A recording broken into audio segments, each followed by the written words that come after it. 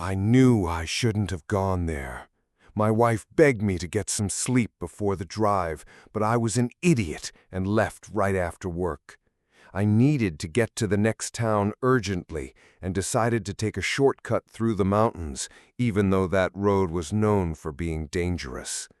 The narrow, long, winding dirt road snaked through the forests and crumbling slopes.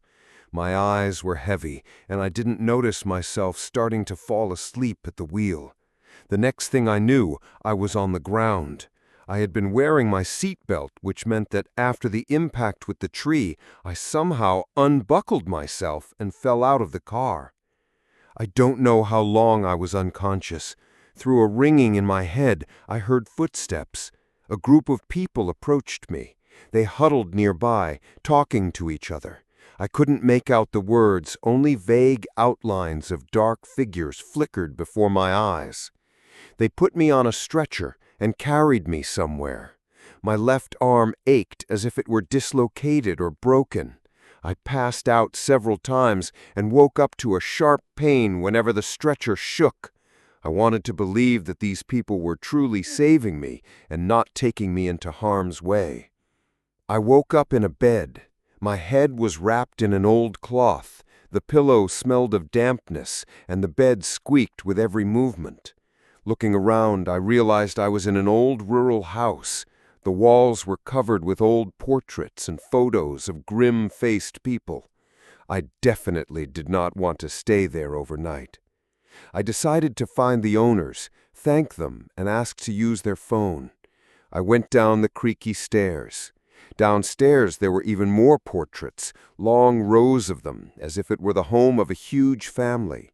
In the yard I saw a man chopping wood and a woman hanging up laundry. Their faces were sullen and tired. We were all silent until a woman in her 50s approached me. "Are you awake? How's your arm?" she asked. I thanked her for her help and immediately asked for the phone, but the woman just shook her head. "There are no phones here. The nearest one is in the valley, about 10 kilometers away. You should rest." Her words only enraged me. I had been in an accident. My wife was waiting for my call, and they were telling me to calm down. I headed for the gates to leave the village myself. The tall wooden gates opened, and someone shouted, "Let him go. He won't believe it until he sees it for himself anyway." I went out onto the forest road. There was a deathly silence all around. No birds, no chirping of insects, only my footsteps on the ground. But soon I heard the crunch of twigs. Someone was following me. I looked back and realized that people were slowly emerging from behind the trees. But these weren't the people from the village. These looked different, shaggy, dirty, with crazy dead eyes. They surrounded me, silent, but they looked at me as if I were their prey. One was chewing on something, holding a bloody piece in his hand. Only after a closer look did I realize it was a human arm. Terror gripped me. Several figures licked their lips, while others clutched pitchforks and axes. I realized I shouldn't have left the village.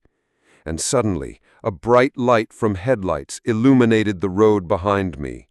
"Get in the car now," a male voice shouted, "before it gets completely dark and they chew your head off."